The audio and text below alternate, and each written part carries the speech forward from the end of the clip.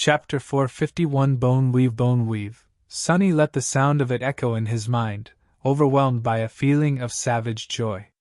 He didn't know what that attribute gifted him, yet, but was certain that it would be something special. The blood weave had saved his life so many times, after all, and after his encounter with the mordant mimic, he learned that having strong bones was as important as having tenacious blood. Shifting his gaze away from the runes, he stared at one of his hands, then made a fist. This was the arm that had been shattered by the vile creature, and then slowly healed while he was falling into the sky below. Even though Sonny had already been able to use it for the past few days, it used to feel weak, awkward, and slightly damaged. But now, it was as good as new, more than that actually. It was better than ever before. All of his bones felt much more durable and resilient. Stronger. His joints seemed to be slightly more agile, too. His teeth felt as though they could crush stones and cut through metal. The strangest change, however, happened to his fingers. It wasn't very apparent, though. On the surface, it simply felt as though they had grown subtly more sensitive, the tactile feeling of touching things becoming deeper and richer. However, Sonny suspected that the true change was more profound. He just didn't know what it was, exactly. Bloodweave had altered his eyes in a very fundamental way, so Boneweave had to have a lot of promise. He ran his fingers across the soft surface of the puppeteer's shroud, vividly feeling the silken fabrics slide against his skin.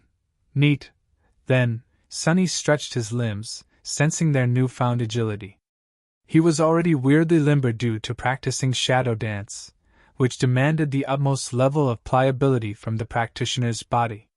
Now, however, it was even further enhanced. Satisfied, Sonny turned back to the runes and read, Attribute, Boneweave. Attribute description, you have inherited a part of Weaver's forbidden lineage.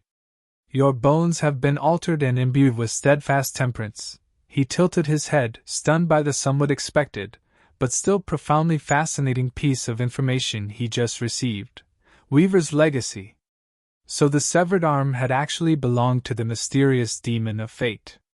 It was Weaver who had snuck into their siblings' tower while bearing a terrible wound, sliced off their rotting limb, and then fashioned a new one from the parts scavenged from the broken porcelain dolls before sewing it onto their body with diamond strings. It was Weaver's footprints that Sonny had seen in the basement of the great obsidian pagoda. He trembled. Even though Sonny had seen many incredible things and lived through many unlikely events, both wondrous and terrifying, he suddenly felt. It was as though he was suddenly in the presence of divinity. Demon of Fate had been to this dark island, had walked the same halls that Sonny walked, and breathed the same air. The sharp needle infused with remnant traces of their blood was currently inside his storage memory, as well as the diamond string they had used to sew a new arm to their body. Unlike the miraculous black mask, the needle was not a memory, either. It was the actual thing, but most of all, Sonny had swallowed a phalanx bone of the divine being in question. Crazy. This is crazy. He blinked a few times, then suddenly thought, was this how Neff felt when she first met Kai, I wonder? What a random and ridiculous thought. Then, a slight frown appeared on his face. Why would Weaver secretly come to their younger brother's abandoned workshop? What was the harrowing rot that had been spreading from their wound? And what manner of creature could have wounded them so terribly? What could even damage a deity? Sonny had so many questions. Luckily, the description of the bone weave was not over. Several strings of runes still remained. He concentrated and read frowny face. When children of the unknown rebelled against the gods, Weaver was the only one to refuse the call of war.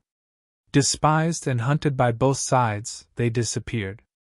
No one knew where Weaver went, and what they did, until it was too late. Sonny shivered. A few things became more clear from this short description. Firstly, it cemented his suspicion that, at some point in time, the 7 demons, children of the mysterious unknown who were also strangely described as having created themselves, had waged war against the gods. Or rather, 6 of them, since Weaver apparently decided to not join either side in this conflict. Secondly, Weaver's reluctance to participate in the war had landed them in big trouble with both the gods and the other demons, unsurprisingly. One side would have seen the demon of fate as one of the enemies simply by virtue of them being a demon, while the other would have seen them as a traitor. For that same reason, that could potentially explain how Weaver ended up being ghastly wounded, and why they had to sneak into the Obsidian Tower in secret. These two pieces of information were extremely fascinating, but it was the third one that gave Sunny pause. No one knew what Weaver did, until it was too late. That sounded so ominous. That made it seem as though Weaver alone had turned out to be more terrible than both the 6 demons and the 6 gods combined, in the end. What exactly had Weaver done? Sunny really wanted to know the answer to this question, and not only out of idle curiosity. He was carrying 2 parts of Weaver's lineage inside of him now, after all. The lineage that was described as being forbidden. Was the reason for that connected to what Weaver had done? Just as always, the answers Sunny had received brought him a swarm of new questions. Curses! With a sigh, he dismissed the runes and stood up. There was no sense in pondering about that now, not without finding more information, both about the demons and the gods. After all that had transpired, he was incredibly tired and hungry. But mostly hungry. With a resentful sigh, Sunny gave Saint a sign to follow and headed back toward the first level. Chapter 452. Above and beyond. Several days later, Sunny was sitting on a piece of broken furniture in the central hall of the first level of the Obsidian Tower. The covetous coffer stood near him, its lid open and its sharp teeth revealed that he was holding the cruel sight in his hand. The silver blade of the somber spear was incandescent with white radiance, infused with divine flame. Sunny was currently using said divine flame to roast a piece of repulsive, slightly rotten black meat. That was the last piece of mimic's flesh he had stored inside the coffer before taking a plunge into the ocean of merciless stars. Saint was also nearby, staring into the distance with her usual cold indifference. He glanced at her, then sighed. "Sorry that I haven't fed you in a while." The shadow did not react to his words in any sort of way. Sunny continued to talk, though, unbothered by the taciturn demon's apparent lack of interest. "Hey, that's not true. It is not my fault. Blame my incredible luck instead. What can I do? The memories I find are just too incredible. How can I let you eat them? I can't." He grinned, then threw a dubious look at the sizzling black meat, and sighed. "I guess it's done." Dismissing the cruel sight, Sunny brought the meat to his mouth and took a bite out of it. As he chewed, an absolutely miserable expression appeared on his face. "Ah, that's the stuff. I tell you, Saint, this meat absolutely delicious. I pity you, really, for being unable to taste this divine, oh damn it, how can anything be so vile? This divine dish? It's the best devil steak you can possibly eat in a lifetime. Just a single bite can really change your life. For the worst." At least chewing the damn thing was much easier now. Before the acquisition of Boneweave, eating mimic's meat felt like gnawing on an old leather boot. It felt pretty much the same now, but Sunny's teeth were different. They were able to slice and cut through the tough meat of the devil with ease. Plus, it wasn't raw. That was already a reason to celebrate.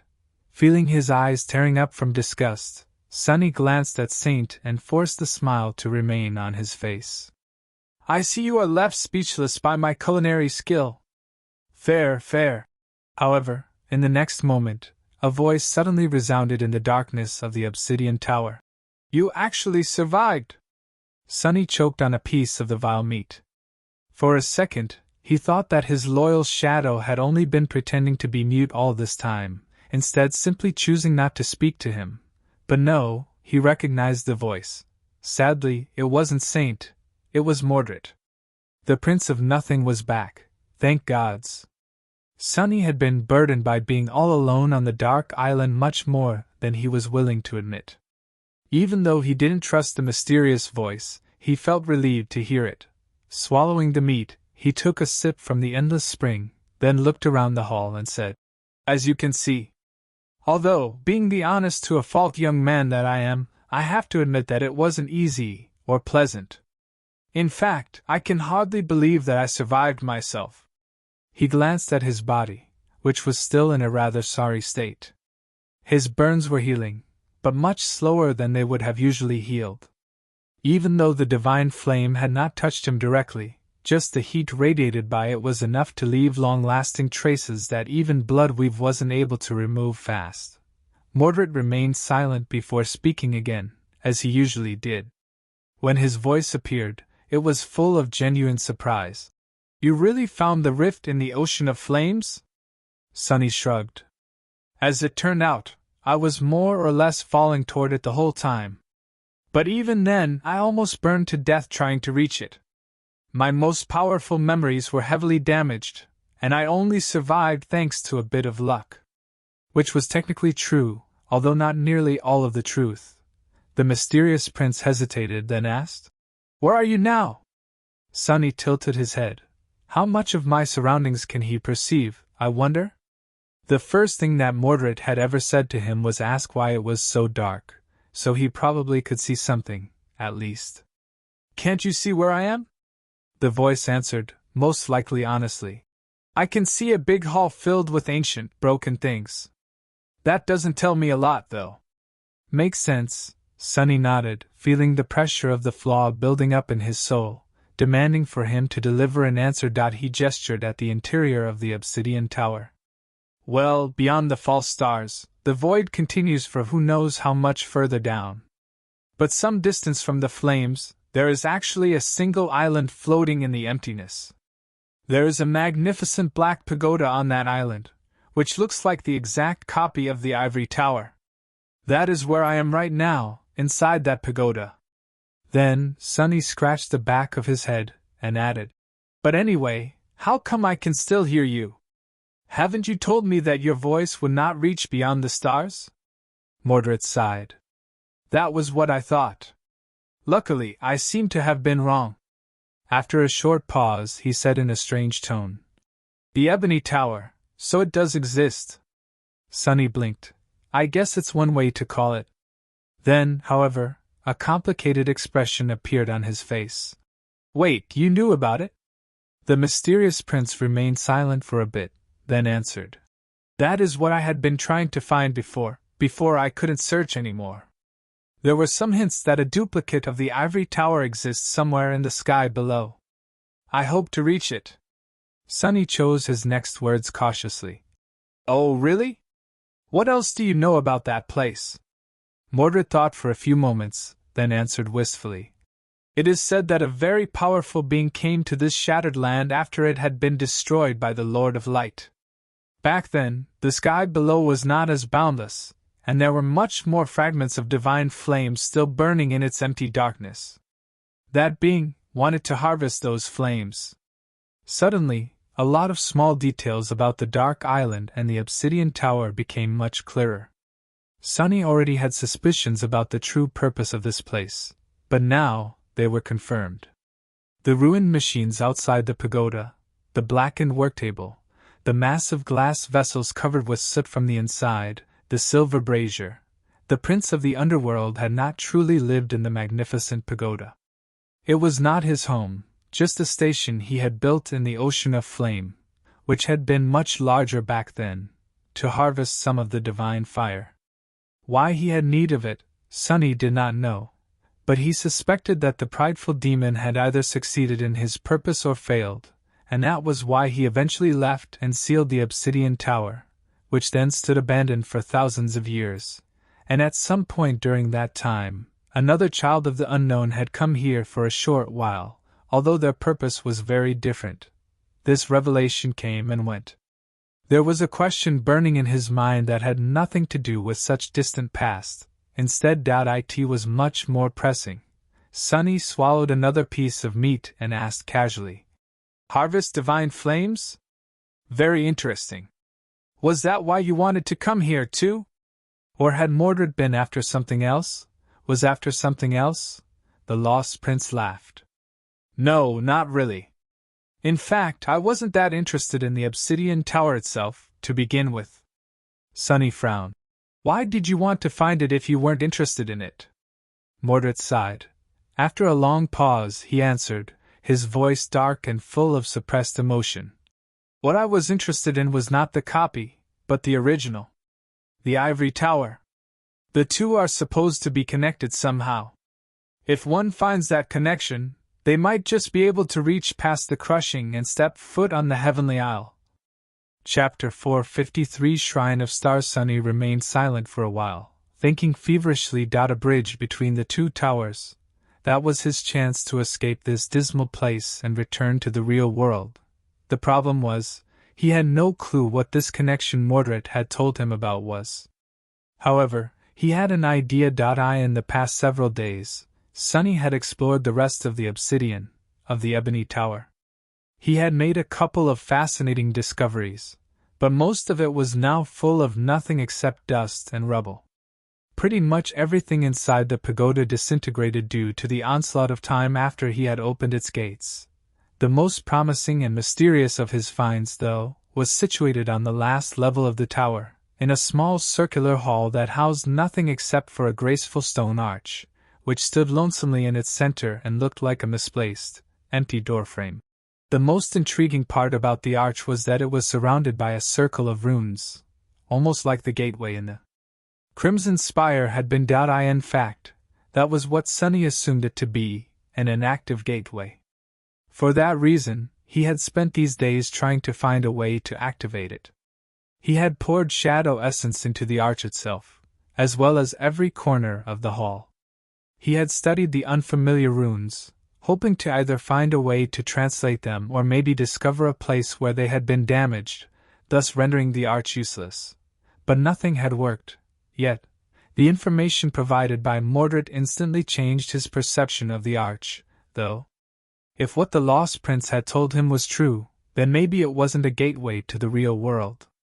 Maybe it was an entrance to the magical bridge connecting the Ebony Tower to its ivory counterpart. Still, how was he supposed to make the damn thing work? With a deep scowl appeared on his face, Sunny asked. If this place is really connected to the ivory tower, then how would one go about using that connection? Do you have any ideas? There is something that looks like a portal here, but it doesn't work. I tried to open it 100 times, to no avail. Mordred thought for a bit, then said uncertainly, Have you tried saturating it with essence? Sunny grimaced. Of course. What am I, a fool? That was the first thing I attempted. He hesitated for a few moments, then voiced something that had been keeping him worried for a while. Maybe it requires some sort of a key to be opened. The voice remained silent for a long time. Then Mordred said, No, I don't think so. Sunny raised an eyebrow. Really? Why? The Lost Prince answered casually. Because only doors that can be kicked open require locks and keys. The master of this place wasn't someone who needed such things to keep uninvited guests away. Makes sense, I guess. He seems to know a lot about the Prince of the Underworld, though. I thought knowledge of demons was really scarce, Sunny sighed. So, how do I activate the connection then? Mordred considered the question for a second or two, then said with a hint of doubt in his voice. The creator of the Ebony Tower was a builder of things.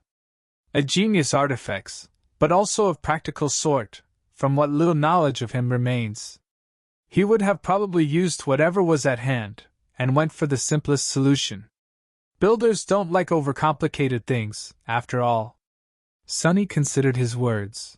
The simplest solution, a seed of an idea appeared in his mind. With a thoughtful expression, he took another bite out of the piece of meat and chewed it thoroughly. The Lost Prince politely remained silent while Sunny ate. After a while, however, he suddenly spoke. Oh, by the way. I don't want to worry you, Sunless, but there seems to be a powerful nightmare creature standing right behind you. Sunny almost choked again.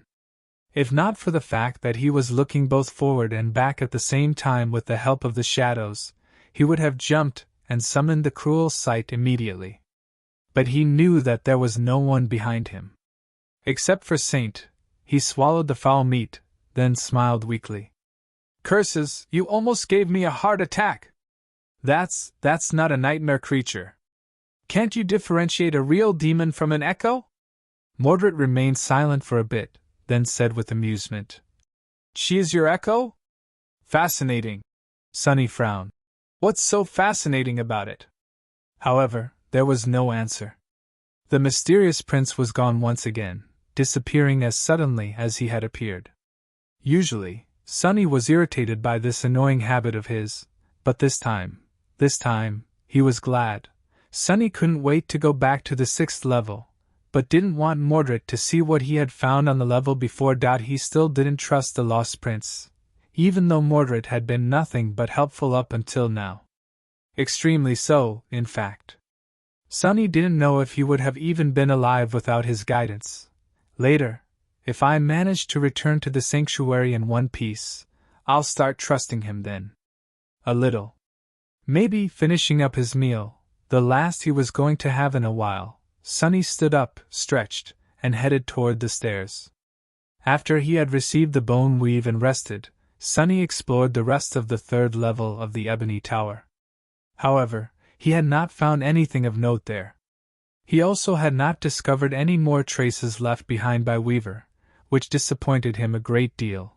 The 4th level, however, was much more interesting. The central hall of it was fashioned into a vast, somber shrine. At the center of it stood an altar cut from a single slab of black onyx, and behind it was an incredibly beautiful statue of a young woman dressed in a flowing tunic, her face obscured by a veil. The young woman was holding a star in one hand, and a bolt of lightning in the other. Sunny was pretty sure that she was none other than Storm God, also known as the goddess of black skies. Deity of the oceans, of the depths, darkness, stars, travel, guidance, and disaster, which was really interesting. Why would the prince of the underworld build a shrine to his sworn enemy at the very heart of the Ebony Tower? Their relationship, it seemed, was not as simple as Sunny had thought. He had been much more interested in the altar itself, though. After finding the shrine, Sunny had tried to place magical coins on the onyx surface, and even spilled a bit of his blood on it, but this time, the gods had not answered. The coins, too, simply remained laying on the altar instead of turning into shadow essence. It seemed that the altar was not mystical at all. In fact, as far as altars went, this one appeared to be quite mundane. Sunny had quickly lost interest and continued exploring the Great Pagoda, and he had not been disappointed by that decision, because there was something very, very important on the 5th level of the Ebony Tower. Chapter 454 Hope. The 5th level of the Ebony Tower had almost killed Sunny. It was completely empty, its black walls drowning in darkness and unadorned. There was no dust, no ruined pieces of furniture, tools, or strange metal devices. Not even lanterns. There were, however, countless runes carved into the walls themselves. And almost all of those runes were of the kind that radiated a sickening, dire sensation that made one feel as though their mind was breaking apart. The same mysterious runes that the spell used to describe the unknown, and that Sunny had seen written on the floor by the prisoner of the small cell that was hidden under the ruined cathedral in the Dark City. Back then, looking at them dealt a heavy blow to Sunny. But he persisted and was eventually able to read a single phrase that the prisoner had written, unlike everything else, in a familiar script: Hail Weaver, Demon of Fate. Firstborn of the unknown on the second to last level of the Ebony Tower, however, there were much more of the terrible runes. And most of them seemed far more intense, far more powerful. When Sunny had first set foot into the dark hall, he yelped and jumped back, then rolled down the spiraling stairs all the way back to the shrine of the Storm God. Good thing his bones were now much more hardy. Eventually, however, he had returned to the Hall of Runes. Sunny knew that looking at the vow writings could destroy his sanity, maybe even outright kill him. So he had done so with his eyes closed, and while leaving the shadows behind, so that they, too, could not see the ancient walls. Even then, he felt the terrible pressure constantly assaulting his mind. He was not going to leave without learning at least something from this chamber of secrets. Where else would he ever be able to study writing left behind by an actual demon? So, he tried to limit the scope of what he saw and glanced at the obsidian walls, one little section at a time.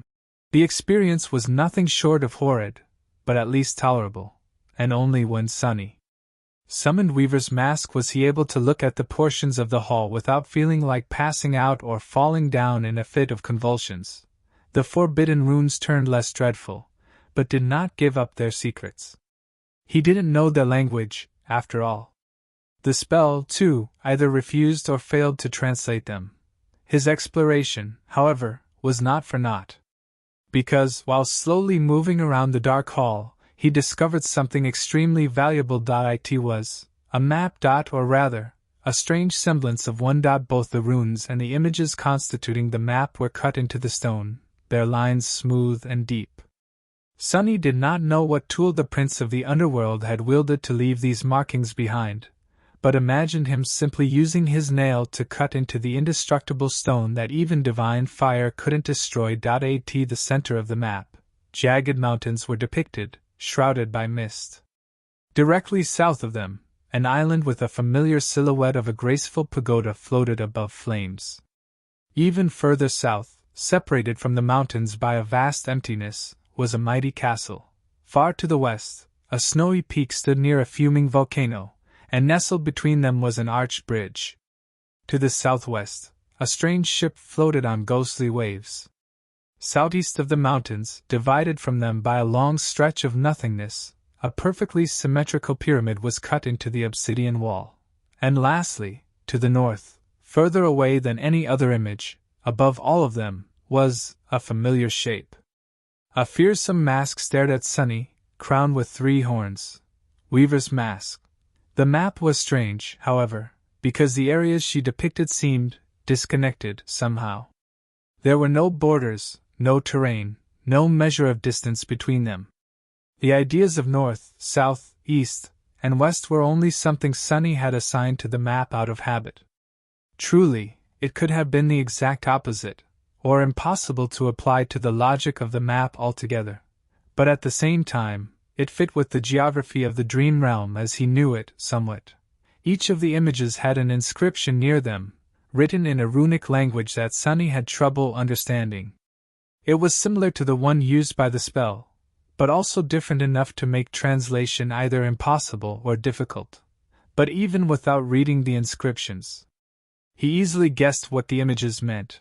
The mountains depicted in the center of the map were, of course, the Hollow Mountains. Even if the image itself was only familiar, their closeness to the ivory tower cemented that conclusion. The ivory tower, of course, represented the Chained Isles. The castle to the south had to be Bastion. Although Sonny had never seen it with his own 2 eyes, he knew its silhouette and appearance from childhood, just like any other human in the real world. Its likeness was the stage for countless dramas, movies, and webtoons, after all. Similarly, he recognized the great stone bridge nestled between a snowy peak and a raging volcano. It was the road to Ravenheart, the great citadel ruled by Clan Song. Knowing the position of Bastion and Ravenheart, it wasn't hard to surmise that the ships sailing on the ghostly waves represented the Storm Sea, where the citadel of the 3rd great clan, House of Night, was located. Sonny had no idea what the pyramid to the east represented. The 7th image, however, was rather clear. It meant Weaver. By knowing who it described, he was also able to translate the inscription near the depiction of the mask. It read, Fate. There was another symbol near it, though, which meant something akin to a question mark, an inquiry. So, actually, it was Fate? Basically, even the prince of the underworld had no idea where his eldest sibling lived, and this was what the images were, in Sonny's mind. They represented the 7 demons, or rather, their domains, which was nothing short of tantalizing in and of itself, but also meant several things. Firstly, that the 3 great clans had inherited their citadels from 3 demons, or at least built their strongholds in the regions of the dream realm where demons had once dwelt. Secondly, that the underworld, most likely, was situated beneath the Hollow Mountains.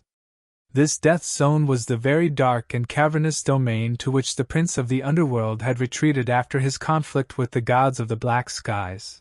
And lastly, that the ruler of the beautiful and prosperous land that had invoked the wrath of Sun God and doomed their kingdom to destruction, and eventual transformation into the Chained Isles, was a demon, as well, coincidentally. The inscription cut into the stone near the image of the ivory tower was the only one after that of Weavers that Sunny was able to translate, since the runes closely resembled those usually used by the spell. It was desire. The other meaning of the runes, however, was hope. The ivory tower had once belonged to the demon of hope. Chapter 455 Doorway to Heaven. That revelation had given Sunny a lot to think about. The demon of hope, or desire. A demon whose power was most likely tied to souls and mind. What act could such a being have committed to cause Sun God to destroy their whole domain, and what had happened to that being after? Just as usual, there were no answers. Sunny was slowly learning more and more, though. For now, the pieces of information he had earned were scattered and disconnected. But if he continued to slowly accumulate knowledge, one day, they were going to start clicking together. And then, what terrible and wondrous truths would he uncover? Enough to make up for a lifetime of lies, perhaps. Apart from inscriptions dedicated to Weaver and the Ivory Tower, Sunny failed to translate anything else. He had, however, memorized every little detail of the unfamiliar runes describing the Hollow Mountains, Bastion, Ravenhere, a ship sailing on the storm sea, and the mysterious pyramid to the east. I'll have to visit Teacher Julius when I'm back in the real world. He has to know something about this script, right? Thinking about the map, Sunny entered the rune hall, kept his eyes closed, and walked to the entrance to the stairwell leading to the 6th level of the Ebony Tower. The last one. When he entered the chamber of the stone arch, he sighed with relief. The pressure emanated by the terrifying runes was finally gone, leaving his mind at ease. The headache caused by them, however, was going to persist for a few more minutes. Sunny sat down, leaned his back against the wall, and stared at the arch while waiting to fully recover. The highest level of the great pagoda was not very large, in comparison to the 6 others. It was just one big hall, circular in shape, and almost completely empty. The only thing inside of it was the arch itself. It was tall and composed of the same material as the rest of the Ebony Tower. In fact, the arch didn't seem to have been built. Instead, it was almost as if it had simply grown out of the floor, without any seams separating it from the black stone. It looked like a doorway that someone had put in the middle of the chamber, for some reason, and then forgot to attach a door to it. This was Sunny's only hope of escape. He stared at it for a long time, thinking about how to make the portal work. In the past, he had tried a lot of things to activate the arch, as well as studying the circle of runes surrounding it. But nothing he had done accomplished anything. His recent conversation with Mordred, however, had given Sunny an idea. What had Mordred said? That the prince of the underworld was somewhat of a divine smith. A builder of things, but also of the practical sort. That he would have used whatever was at hand, going for the simplest solution. That more or less confirmed what Sunny knew of the prideful demon already. After all, Saint and her kin had been created by the prince of the underworld. In retrospect, Sunny had completely failed to understand the magnitude of that accomplishment. To create a living being from nothing, a whole race of them, really. That did sound like something that only a god would be able to do, didn't it? The prince of the underworld, however, was not a god. He was a demon, a lesser deity. Was the creation of Saint and her people his way of showing the true divinities that he was in no way inferior to them?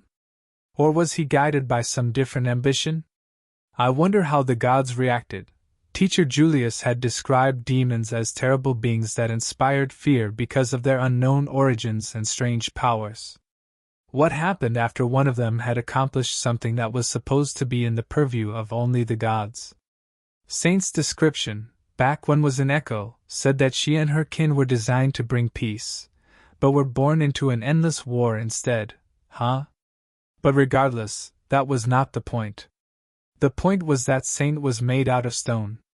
Sunny had always thought that it was an integral part of her design, a fundamental aspect of the vision her creator had for the living statues. To make them stronger, perhaps, or harder to destroy. But after witnessing the porcelain dolls and speaking with Mordred, Sunny was not so sure anymore. The broken dolls showed that the material from which to make his creations had not mattered to the prince of the underworld too much. What was at hand, the simplest solution, was Saint made out of stone, simply because there was a lot of stone in the Hollow Mountains for its prince to use in his experiments. There was nothing but stone there, really. That, can't be right, can it? But somehow, Sunny felt that it was, indeed, right. He glanced at Saint and blinked a couple of times. Lazy bastard. Sunny shivered, half expecting to be struck down for thinking about the mighty demon in such unflattering terms. When nothing happened, he shook his head and returned to his thoughts. There was plenty of stone in the Hollow Mountains, but there was literally nothing around the Ebony Tower. But what about in the past? What had there been a lot of around it back at the time the prince of the underworld resided in the sky below?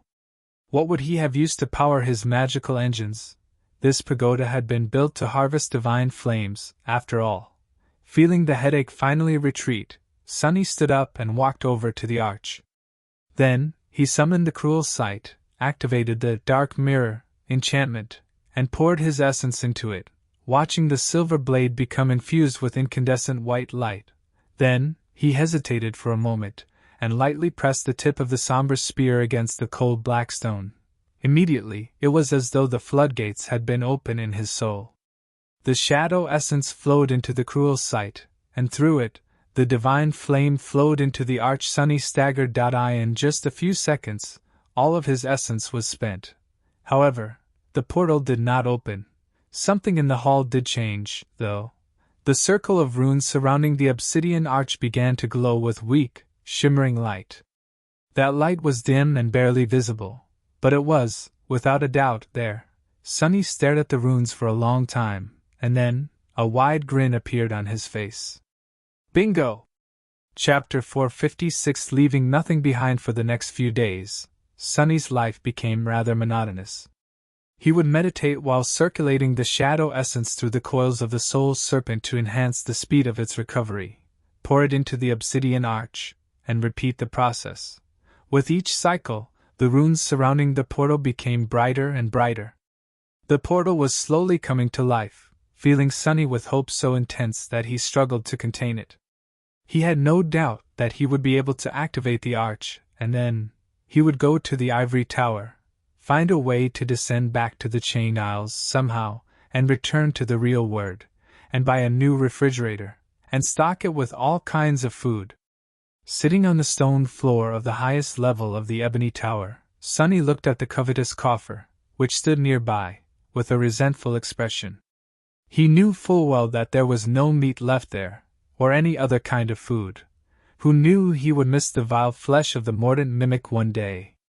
I guess one should never say never. Sunny was close to fully replenishing the shadow essence, so his thoughts began to wander. Out of boredom, he dove into the soul sea, stared at the shadows for some time, then paced around, then summoned some of his memories and read their descriptions for the 100th time, then stared at the looming black suns of his shadow cores, then paced some more, then summoned a few other memories. Boring, so boring. After a while, something finally attracted his attention. The runes of Weaver's Mask had apparently changed a little. Before there was A in place of the name of its third enchantment. After Sunny had activated that enchantment, almost frying his brain in the process, the name changed. However, he blinked a few times, then looked at the runes again. Did I read it right? But no, there was no mistake. The first two enchantments were just as before, Mantle of Lies and Simple Trick. The third one, however, now had new runes describing it. Memory enchantment. Where is my eye? Where is my eye? Enchantment description. Helps the wielder peer into the tapestry of fate. Sunny looked at the runes with a deadpan expression for a few moments, and then laughed so hard that it threw him out of the soul's sea. Oh gods, where is my eye? Priceless! By the time he was done laughing at Weaver's strange naming sensibility, the cycle of restoring the shadow essence was complete. Sunny shook his head, smiled, then stood up and summoned the cruel sight. By now, the circle of runes was burning with a furious white radiance, turning the somber black hall into a stark tapestry of darkness and light. It seemed as if the air inside the arch was rippling slightly, hazy from heat. He walked toward the obsidian arch and, without wasting any time, touched it with the tip of the silver spear. Once again, his soul essence was devoured at terrible speed. This time, however, only half of it was consumed. As bright light suddenly hit Sunny in the eyes, he took an involuntary step back and raised a hand to shield them. A cool breeze caressed his face, and he could suddenly smell bark, grass, soil, life. When his eyes adjusted to the brightness, Sunny slowly lowered his hand and looked at the arch with a bewildered expression. It was as though a rift in reality appeared inside the ebony tower. All around the portal, the hall was just as it had been, dark, somber, cut from lusterless black stone. Inside the portal, however, was a clear blue sky. Sunlight had suddenly invaded the ebony tower after thousands of years spent in utter darkness, and brought with it the sounds of the wind and the rustling of leaves. Sunny could see the skies, but also the ground. A beautiful green meadow continued from where the obsidian floor ended, full of vibrancy and life. A shadow of a tall tree shaded the proximity of the portal, and there was a path of white stone leading from it toward, some distance away, a pristine white wall rose higher than Sunny could see through the portal. Surrounded but the blue skies, clouds, and vibrant green grass, it seemed to be the epitome of beauty and tranquility. The whole sight was like a paradise. He swallowed. The ivory tower. Mordred was right. What's more, judging by how softly the grass swayed under the wind and how lazily the branches of the tree moved, the heavenly island was really not affected by the crushing eye in that regard. At least, it was safe. Yes. Suddenly tense, Sunny quickly glanced at the circle of runes. Just as he had expected, it was already growing dimmer. The portal was burning through the meager amount of divine flame Sunny had been able to charge it within these past days, and was going to close soon. Curses! Well, it was not as though he had not been prepared to go through the arch as soon as it opened. He had done everything he wanted to do in the ebony tower, given the circumstances. There was not much to be done here, to begin with. Time had destroyed every possible trophy he could have found, and the most valuable treasures, the bone weave and the knowledge of the map left behind by the prince of the underworld, were already in his possession. Now, he just had to escape alive. Dismissing all of his memories, Sunny wrapped both shadows around his body, and dashed toward the light. Please don't be an illusion. He appeared near the portal, dove inside, and stumbled, falling to his knees.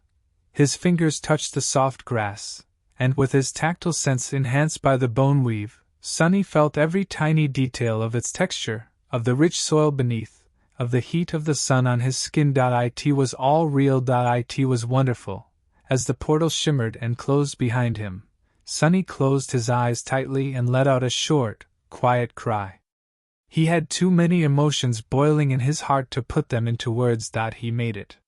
He escaped from the void. He left nothing behind.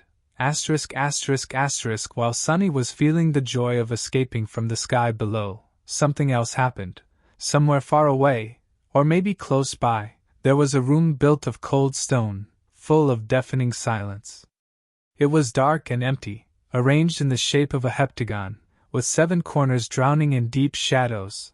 There were 7 mirrors standing at each of the 7 walls of the room, pointed at its center. There was nothing there.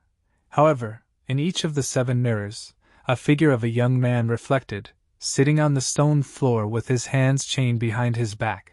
The young man was still and motionless, almost as if he was just a statue and not a living being. But then, something changed. A few moments after Sunny crossed the portal and appeared on the aisle of the ivory tower, one corner of the young man's lips curled upward slightly, forming a hint of a smile. Mordred was glad to see Sunny escape, too. Chapter 457 Ivory Tower. Saint, come look at this. Sunny sat on the soft grass, enjoying the sunlight and the cool wind. He had not even known how much he missed them. Missed everything, really. Looking back, it was hard to imagine that he had endured more than a month of utter nothingness without losing his mind. His experiences in the Dark City, it seemed, made him far more resilient. The shadow of the ivory tower was slowly moving closer as the evening approached, marking the passage of time. It was peaceful and quiet on the green meadow of the heavenly island. Answering his call, the taciturn demon appeared nearby and stood silently, observing the magnificent white tower.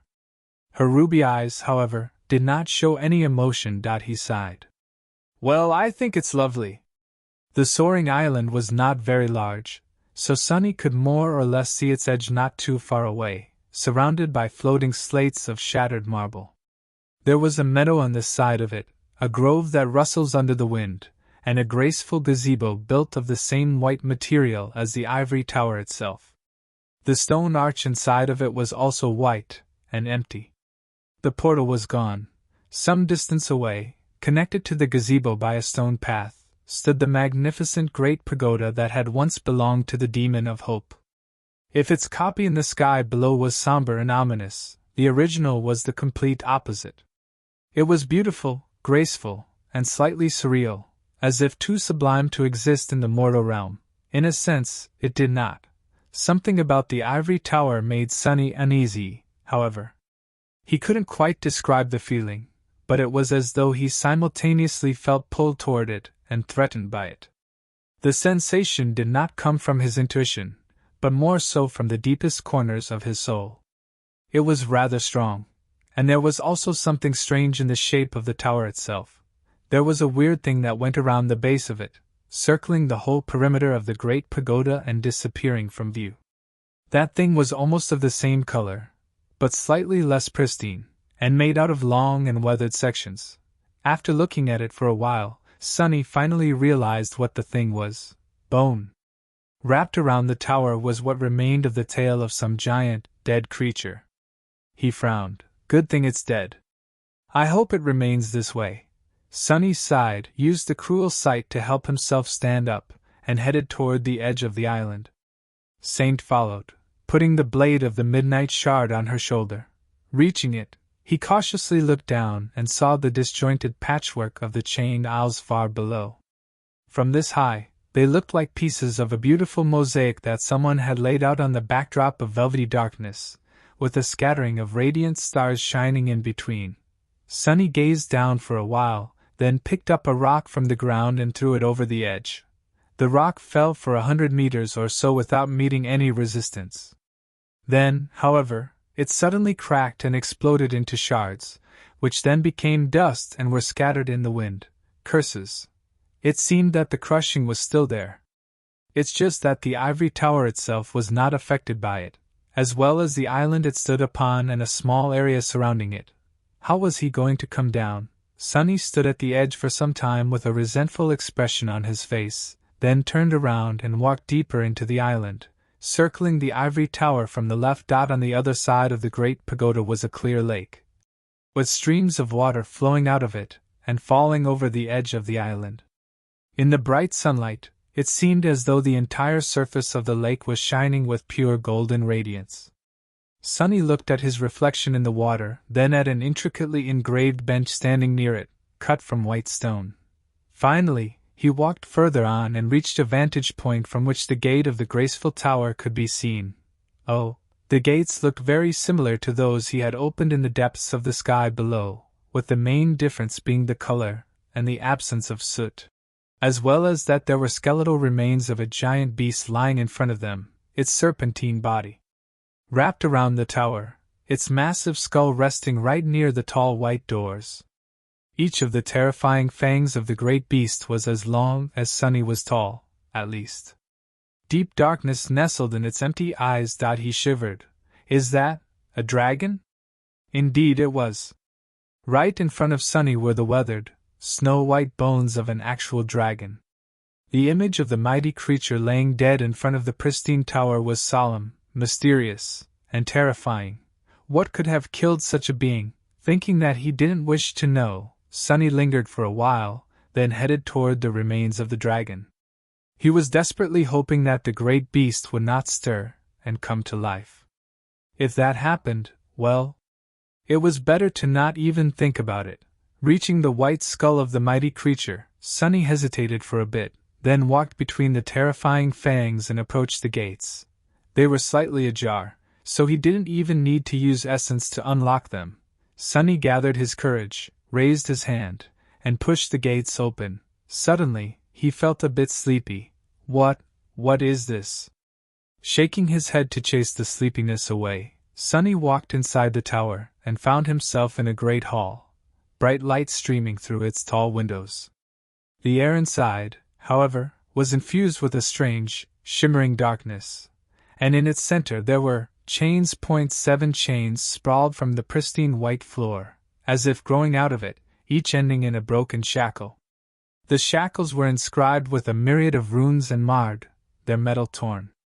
They were also the source of the strange shimmering, which rose from their surface in ethereal wisps. A chaotic, ever-changing mass of pure darkness pulsated in the very center of the great hall. No, it was not darkness.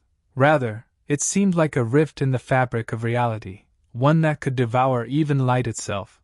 Sunny tensed, then took a tentative step forward, hoping to see what was hidden behind the darkness. As soon as he did so, however, a familiar voice echoed in the silence of the great hall. "Stop, Sunless! Turn back if you wish to live." Chapter 458 Shackles of Hope. Sunny froze, then took a careful step back and stared at the walls of the great hall. Mordred's timing, this time around, was impeccable. It was not like Sunny had planned to get too close to the mass of darkness, but he might have underestimated the danger it presented. To be honest, he felt that he wasn't thinking entirely straight. It was not like he had lost control, but the strange pull he felt outside the tower was much stronger here, exerting a subtle effect on his mind. Sunny tensed and glanced at the pulsating dark rift, then realized that the pull emanated from the shackles that were the source of it. "Why? What is that thing?" The lost prince remained silent for a few moments, then sighed. "I really can't make sense of you." Sunny blinked. That was not the answer he had expected. "What? What is that supposed to mean?" Mordred answered with a bit of doubt in his voice. "Nothing, really. It's just that some things about you suggest a certain background, but then there are as many contradictions. Don't you know what a seed of nightmare looks like?" Sunny jumped back, then cautiously looked at the mass of shimmering darkness again. So, that was a seed of nightmare.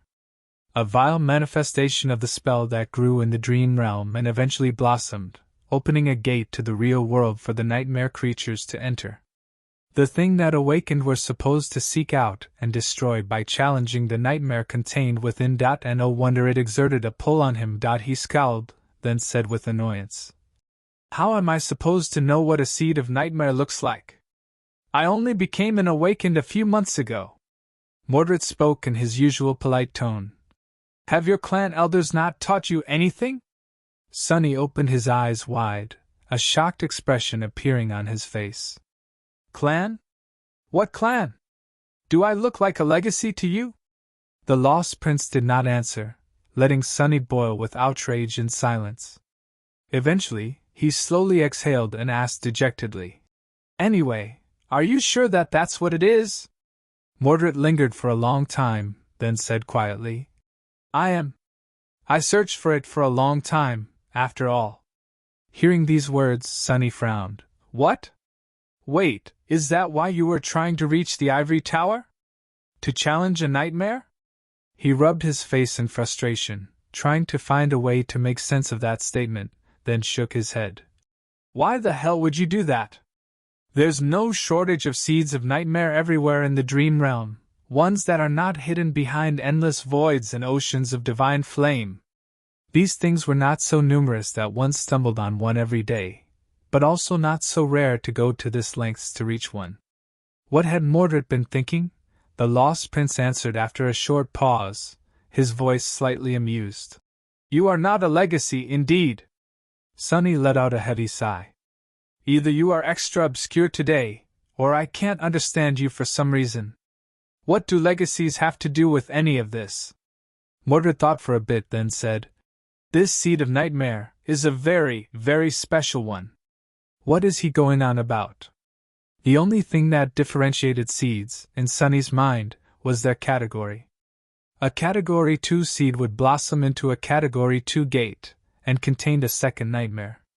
If an awakened challenged it and passed the trial, they would become a master. If a master challenged a Category 3 seed and survived the third nightmare, they would become a saint. The same thing went for sovereigns, although there only had been 3/4 nightmares conquered in all of human history, as far as Sunny knew, and he knew more than most people. How could a seed be special? As if guessing what he was thinking about, Mordred spoke. There are a lot of master, but not all masters are equal. There are a few dozen saints, but not all saints are equal. And similarly, there are numerous nightmares, but not all nightmares are equal. Sunny scowled. How so? Is it easier? More difficult? The Lost Prince sighed. Neither. As far as the difficulty of the trial is concerned, the spell is always fair, in its own perverse way. However, that doesn't mean that the outcome is always the same. What enemies you vanquish determine what memories and echoes you receive. What battles you fight determines what experience you will bring back. Sunny thought back on his own arsenal of memories, and had to admit that the more unique nightmare creatures he had thought, the greater the reward was. In that sense, challenging a unique nightmare would certainly pose more risk, but also promise a greater boon. Add the existence of the lineage memories into the equation. A deep frown appeared on his face. Mordred, however, was not done talking. But more than that, the nature of the nightmare you challenge determines what knowledge you will receive, and what secret you will be able to glean. As a researcher, you should know that the lessons humans can learn from the decrepit ruins in the dream realm are not that profound. Where do you think most of our knowledge comes from? It comes from the stories people bring back from their nightmares, of course. That made sense. There were actual natives of the dream realm out and about in the nightmares, after all. Like Oro of the Nine. Even if he was really just an illusion created by the spell was no simple thing. Most of the knowledge Sunny possessed was built on the foundation of what he had learned from the noble swordsman and scholar. How much more would he know if he had gone into the nightmare with the intention to not only survive, but also learn? Sunny glanced at the dark seed. It had grown in the tower that had once belonged to one of the 7 demons. What mysteries would such a nightmare reveal? Mordred gave him time to think, then said in an even tone. For that reason, legacy clans, not all of them, but the truly powerful ones, select the nightmares for their members to challenge very carefully. Sunny lingered for a bit, then raised an eyebrow. What crazy clan chose that curse seed for you to try and find, then? The Lost Prince laughed. Oh no! No one had wished for me to seek it. It was my decision alone. In fact, I suspect that only 2 people in both the waking world and this one know about its existence. Me and now you. He chuckled again, and then added. But that is what makes it so special, as well. None of them could have learned of its existence, reached it, and taken its rewards as their own. After that, Mordred suddenly grew silent. He remained that way for a while, and then added quietly. Well, it's not like I managed to do it too. He sighed, lingered for a few moments, and then added in a wistful tone. Can you imagine what secrets that seed hides? What one would learn from that nightmare? A nightmare that was created from the chains with which Hope herself had been bound. Chapter 459 Seed of Nightmare Hope. Herself, Sunny stared at the 7 chains, finding new meaning in their cruel visage and the misshapen, torn remnants of the 7 rune-inscribed shackles. The sun god's ire had not been quelled by just destroying her kingdom.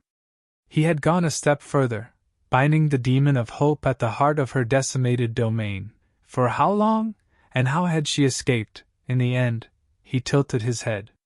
So the demon of hope was chained here?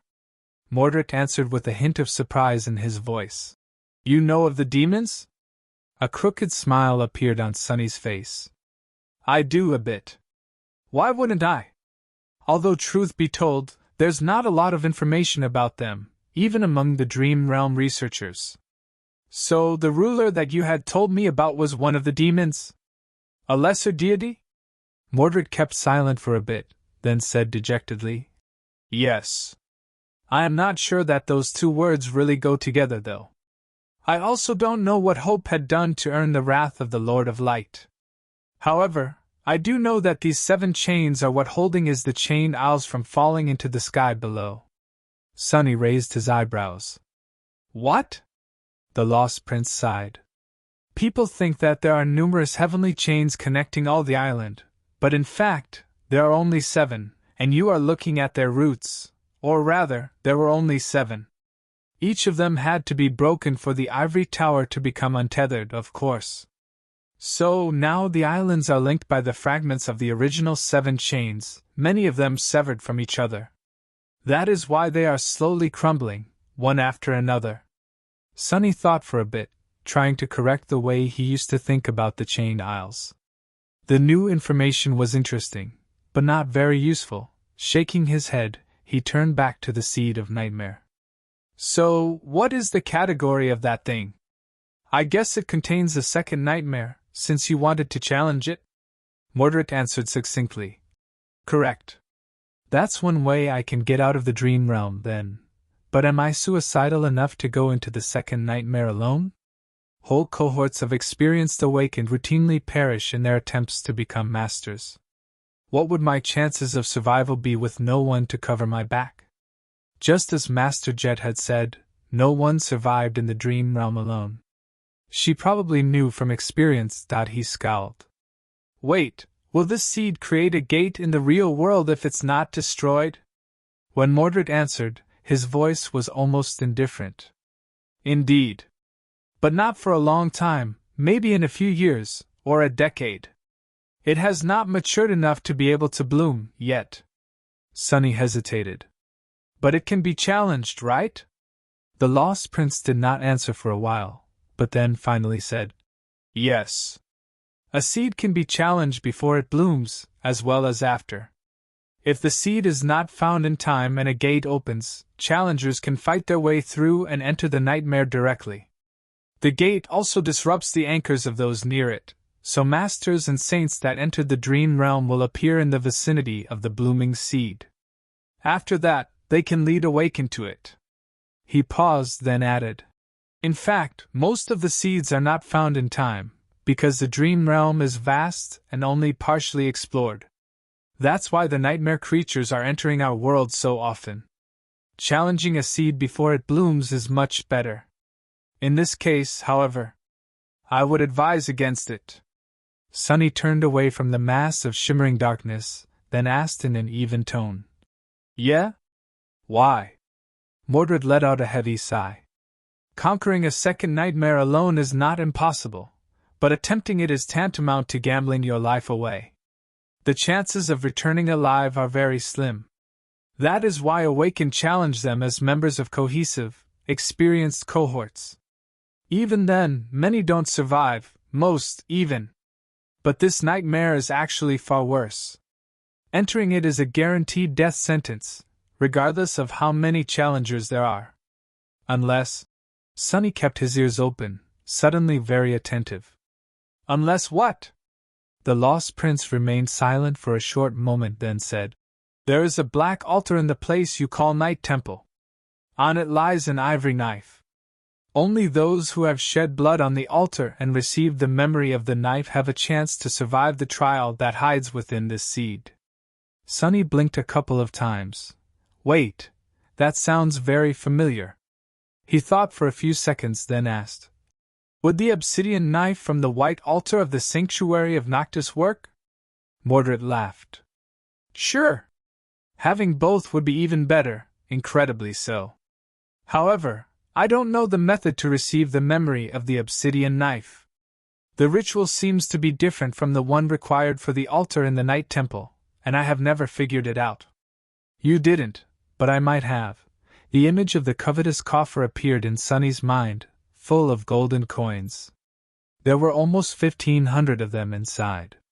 Would that be enough to allow him to lift the obsidian knife off the altar? He had a feeling that it would. What do these knives actually do, though? And how the hell do you know all this? However, there was no response. Mordred was once again gone. Sunny was left alone in the beautiful hall of the Ivory Pagoda, staring at its white walls and the darkness that had taken root between them.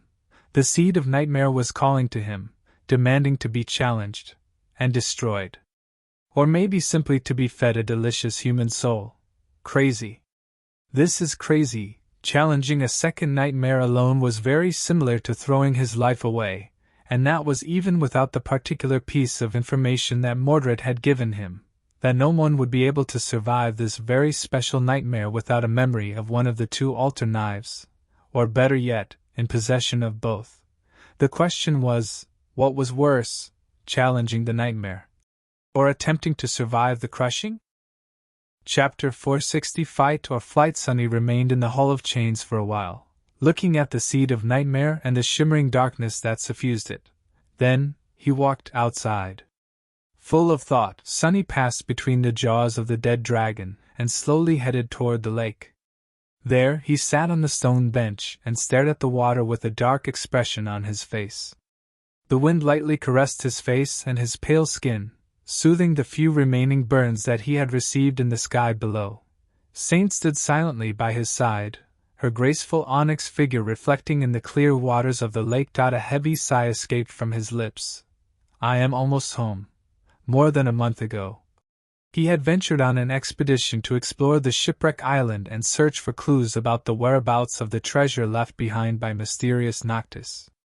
He had only planned to be gone for a week. He had found the treasure, but also fought and defeated two devils, one fallen, and one ascended, receiving two powerful memories in the process. After that, he gazed at the tapestry of fate through the eyes of a divine mask, and plunged into an endless abyss. He spent several weeks plummeting through a sea of nothingness, only to be met by an ocean of flames in its depths. On the other side of the fire was a black tower built by an ancient demon, and in it was a severed hand of a deity, consumed by a terrible rot. There, Sunny swallowed a phalanx bone of Weaver, and received the second part of their lineage. After that, he used divine flames to open a portal between the dark void and the sunlit heavens, and found the 7 chains that a god had once used to bind Desire, the demon of hope. And somewhere along the way, he met a lost soul who called himself Mordred, the Prince of Nothing, a disembodied voice that came out of nowhere, and helped him along the way. Now, Sunny just had to do one last thing. Either plunge into a deadly nightmare, or off the edge of the Ivory Island, to be met with the obliterating fury of the crushing. With a heavy sigh, he turned around and stared at the white bones of the great beast that had wrapped its mighty body around the base of Hope's beautiful tower once, thousands of years ago, before succumbing to death.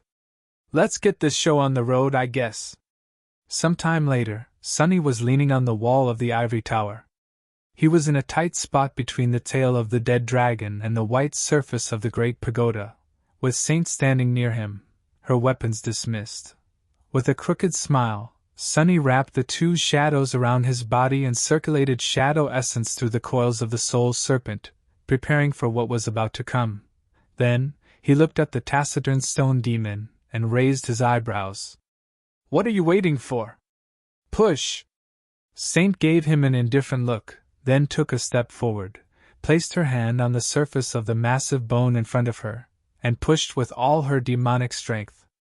Her feet sunk into the soil by a few centimeters, but the ancient bone did not move, until Sunny joined his shadow, that was. Pressing his shoulder against the adamantine white surface, he poured shadow essence into his muscles, and pushed, too.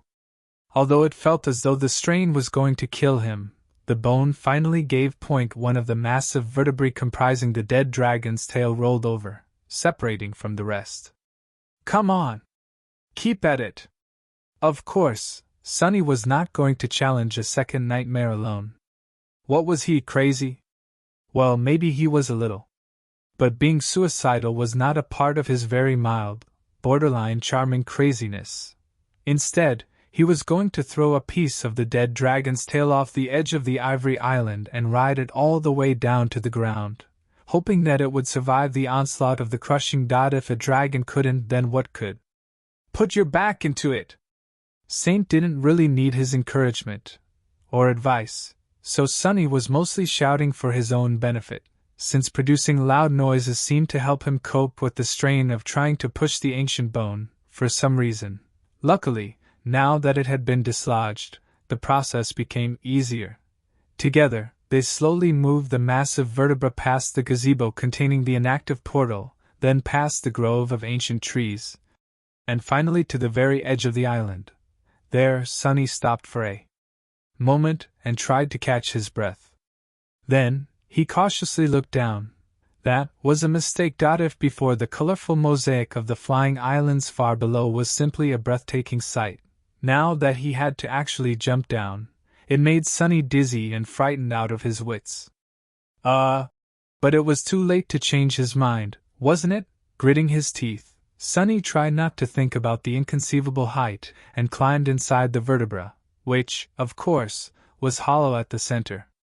There was just enough space there to fit his body, and that was the reason why he had chosen this particular one, in the first place. He lingered for a long time, trying to gather his courage. Maybe it's not too late. Maybe I should just enter the seed. What's the big deal anyway? It's just a second nightmare. But no, there was no way back. He simply had to do it. Inhaling deeply, Sonny held his breath for a moment, and then screamed in a small voice. Saint! Push it over! Outside the massive vertebra, the taciturn demon stared at the surface of the ancient bone for a moment, and then gave it a devastating kick. As the tailbone of the dragon plunged off the edge of the ivory island, giving Sonny a serious rattle, he yelped, dismissed Saint, and dissolved into the shadow that dwelt in the hollow space inside the vertebra. Of course, he wasn't going to try and survive the crushing in his physical form. He just needed a large enough shadow to hide in. As long as the dragon bone endured, the shadow would too, and he would be safe. If it endured.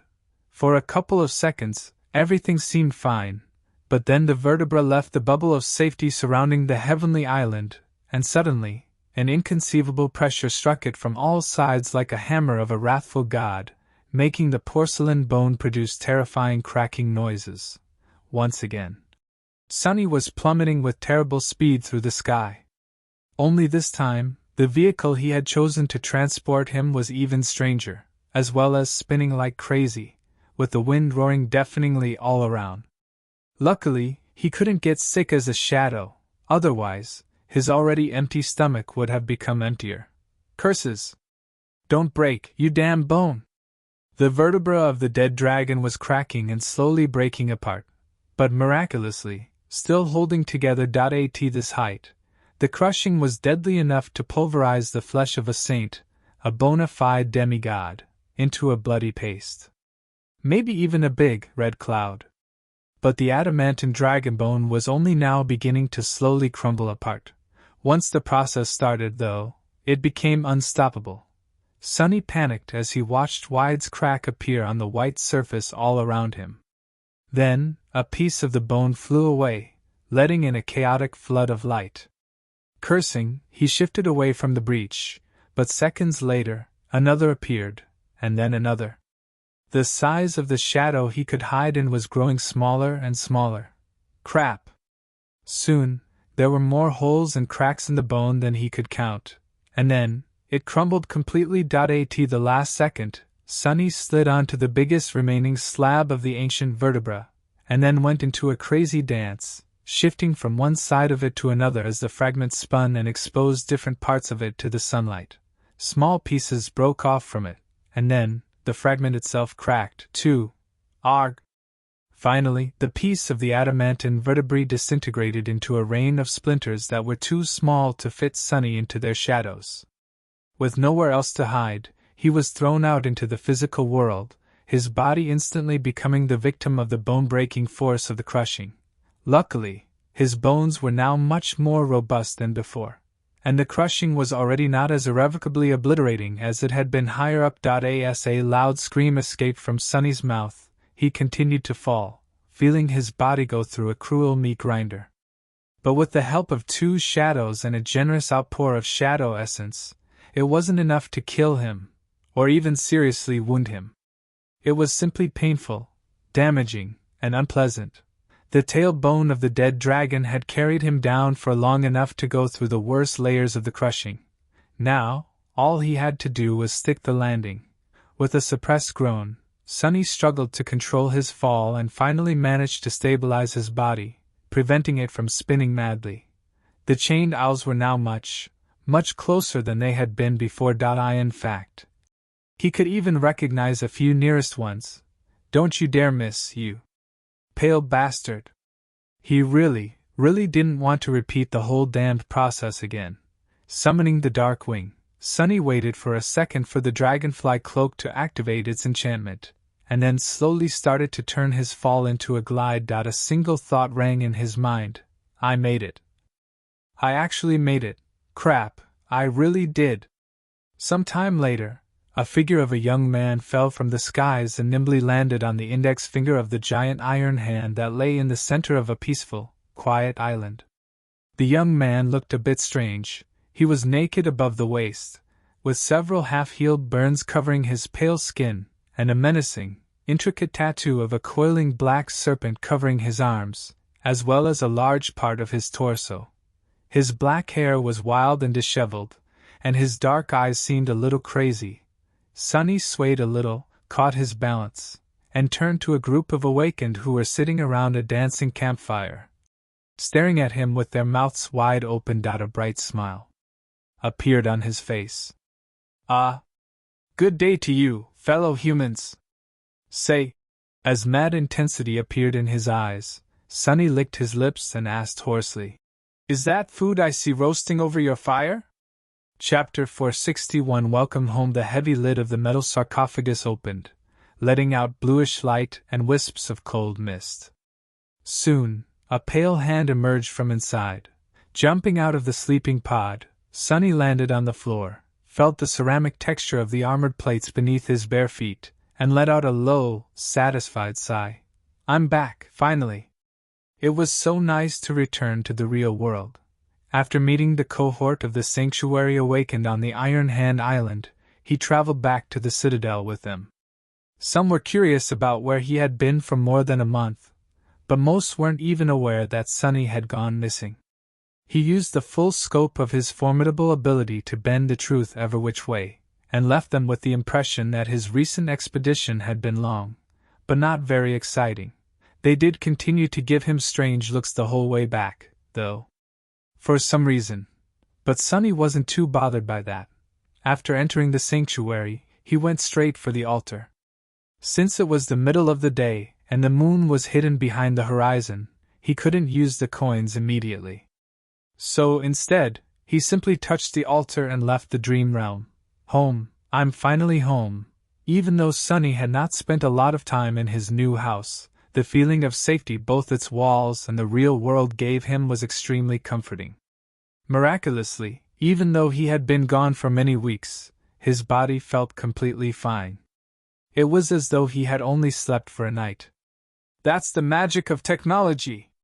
Glancing at the extravagantly expensive sleeping pod, Sonny decided that he had spent his money well, and headed for the exit out of the basement while whistling a cheerful tune. Then, however, he froze. What the hell? Something was not right. First of all, he had never used the lighting in the underground dojo. But now, it was turned on, drowning everything with bright light. Secondly, the armored doors of the lift leading up were violently torn open. It was as though a massive nightmare creature had broken through the defense systems of the house and ripped them apart, bending the adamantine alloy like it was wax. Crap! Sonny jumped back and summoned the cruel sight. What could have come here? Did a gate open nearby? Full of tension and grim determination, He used the stairwell to climb to the ground floor and cautiously entered his living room. The first thing he saw there were dirty dishes? Lots and lots of dirty dishes. The second thing he saw were two hazel eyes staring at him with scathing accusation. Have I gone really, really crazy? Somehow, Effie was in his living room, sitting in her wheelchair with a bowl of steaming cup noodles in one hand and chopsticks in the other. There was a very disgruntled expression on her face. What the hell is she doing here? What's going on? Staring at Sunny, Effie swallowed a mouthful of noodles, and then said in a dark tone, "You're back. Way to make your friends worry, asshole." As it turned, back when Sunny had been falling into the sky below and thinking about how no one would miss him, he was very, very wrong. In fact, the opposite had happened. About 2 weeks after he stopped answering their messages, both Effie and Kai got worried. Effie went to the academy to check on him, and that was when they learned that Sunny moved out of the dormitory. "Bastard! You could have told us that you bought yourself a house, you know? You owe me a housewarming party!" Sunny blinked. What party? Is there really such a thing, or is she pulling my finger? Not knowing where to find him, Kai used his connections to learn Sunny's new address. Since he was limited in where he could go without drawing the attention of the press, Effie went instead. And when she found the basement locked, well, my armored doors! It was you broke them! She sneered. What are you crying about? Those armored doors of yours were pathetically easy to break, anyway. Buy yourself better ones. Anyway, I thought that I was going to find your corpse in the sleeping pod. Do you even know how that made me feel? A heavy expression appeared on her face. That would have been a real tragedy. Sunny sighed. Well, at least she cares. I mean, just think about it. All those amazing memories you hoard, gone just like that. If you're going to die, at least give them to me before you do. Spoke too soon. After making sure that his life signs were stable inside the sleeping pod, Effie stayed to keep a watch on him, while both she and Kai tried to find out where Sunny was. Apparently, they went as far as contacting the representatives of the White Feather clan. You didn't! Sunny grabbed his head, realizing that he had a lot of explaining to do once he was back in the sanctuary. A cohort of random awakened was one thing, but if St. Tyrus herself was aware of his disappearance, things were going to get much harder for him. Effie snorted. Of course we did! We also contacted Cassie and her firekeepers, since they have a cohort in that remote hellhole you are anchored at. But even she didn't know where the hell you have disappeared to. Curses. They even brought Cassie into it, Sunny groaned. But why? Why would you do all this? Effie gave him a long look, then shook her head dejectedly. Doofus, can you stop being such a doofus? He stared at her in bewilderment. What is that supposed to mean? She shook her head again and activated her communicator. Ponder on it. And while you're at it, be quiet for a few minutes. I need to call Kai and tell him that you have turned up. Poor guy must have flown halfway to the Chained Isles by now. Sunny eyes grew wide. Flown, what? Effie gave him a pitying look, then she said, What part of be quiet did you not understand? Chapter 462. An epic quest. After Effie gave Kai a call and let him know that Sunny was alive and back in the real world, they spent a minute in awkward silence. Sunny looked around, taking in the sight of his once pristine and orderly living room. Now, there were dirty dishes everywhere, as well as empty packets of takeout food. At least he thought that that was what they were, since he had never actually bought one before. Effie was such a slob. There were even several pieces of clothing thrown into a corner. Speaking of clothing, crap. By the way, Sunny, when did you get this badass tattoo? A big, long snake, no less. Makes a girl wonder. He sighed heavily, cursing the fact that he had not adjusted the puppeteer's shroud after summoning it back in the basement. There were no burns on his skin now, after all. It's not really a tattoo. It's a magical serpent that helps me control and regenerate essence faster. Don't ask why it manifests as a tattoo, because I have no idea, really. He hesitated for a bit, then asked, So you've been just living here for these past few weeks? Effie shrugged. Sure. Someone had to monitor your vital signs. Plus, my family, well, they deserved a break after taking care of my comatose body for 4 years, and everything before that. So I bought a very nice place for us, and then, sort of, moved out. Then, an animated expression appeared on her face. Don't worry, though. The stuff you keep in your bedroom remained a secret. I can't even go up the stairs, remember? Sunny stared at her in outrage. What stuff? There's no stuff. I don't even use the bedroom. I can't really sleep, can I? Effie laughed. Right. Makes sense that you are not doing it on the bed kind of guy. Oh, yeah? What happened to your fridge? He glared, then looked away in embarrassment. That? I sort of broke it. By accident. Then, a sudden smile appeared on his face. Wanna go buy a new one? Since Kai wanted to meet, Sunny and Effie decided to visit an elite shopping center in the center of the city, and then wait for him in a posh restaurant nearby. The former huntress also told Sunny that she would hold off on asking questions about his unexpected adventure until all three of them were together, so that he didn't have to repeat everything twice, which suited him fine, since he needed time to decide what he wanted to tell his friends, and what would be better kept to himself. There was so much he needed to think about and do. The journey into the sky below had not only disrupted his plans in the real world, but also added new things to his agenda. From training to wield a spear better to setting up a shop to sell the soul shards he had brought back with the help of the covetous coffer, there were just too many opportunities in front of him. He also had to decide what to do about Rain, and continue practicing shadow dance in the dreamscape. Everyone had forgotten about Munro by now, surely. No doubt about it. Adult life is hard. They reached the shopping center with the help of a passenger PTV, which seemed a bit too luxurious to Sunny, but was a necessity, considering that it would have been hard for Effie to move around in public transport, not only because of her disability, but also because she was somewhat of a celebrity. He had noticed at least 3 propaganda posters depicting her. The way she looked in the dream realm, to be exact, on buildings as the PTV drove toward the heart of the city. Even he had to agree that Effie looked impressive. Like a beautiful goddess of war that knew no fear or would never surrender to anything, not even the hopeless darkness of the forgotten shore. Triumph and perseverance. That was what people needed to see, considering how hard and dire life in the real world could seem sometimes. Even if it was just a sweet, benevolent lie.it gave them hope, at least a hope gave them strength.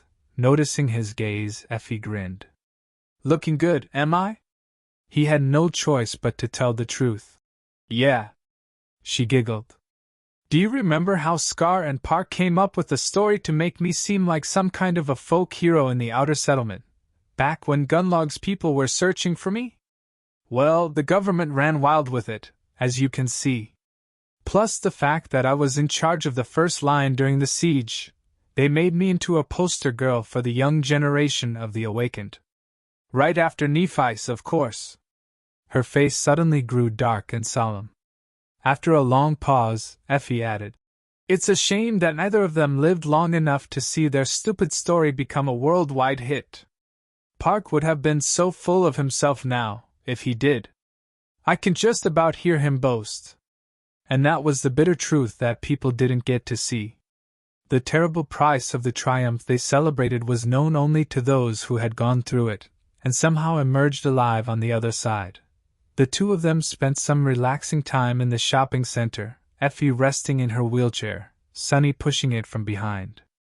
From time to time, someone recognized her as the famous Raised by Wolves, and politely expressed their respect and admiration. He, on the other hand, seemed almost invisible. Sunny didn't mind. It was better that way, really, Being invisible suited a shadow very well. More importantly, the act of buying a stupid refrigerator filled him with pure delight. He had been fantasizing about it for so long in the sky below, after all. In a sense, this whole thing had just been a giant obstacle on his epic quest to buy a fridge. And now, after overcoming countless dangers and hardships, that deadly quest was over. Sunny worked out the details about the delivery, and soon, it was time to meet up with Kai. He had never been to a posh restaurant before, but it seemed as though his outer appearance was decent enough to not look out of place. The mundane clothes he wore had been chosen with the help of the charming fashion icon himself, after all.